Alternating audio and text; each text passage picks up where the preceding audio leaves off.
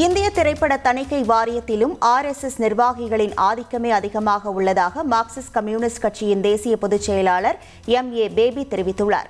மதுரையில் Marxist communist கட்சியின் பொதுக்கூட்டம் அக்கட்சியின் மாநில செயலாளர் சண்முகம் தலைமையில் நடைபெற்றது.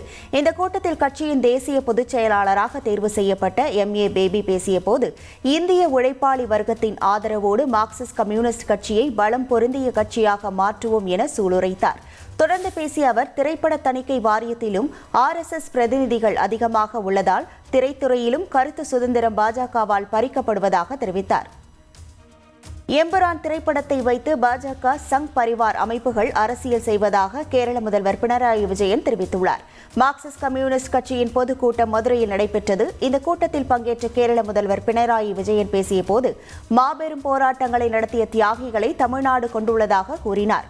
மேலும் சிறுபான்மை மக்களின் நலனுக்காக எடுக்கப்பட்ட எம்புரான் திரைப்படத்தின் சில நிமிட காட்சிகளை வைத்துக் கொண்டு பாஜக சங் பரிவார் அமைப்புகள் அரசியல் செய்வதாக பினராயி விஜயன் குற்றம் சாட்டினார்.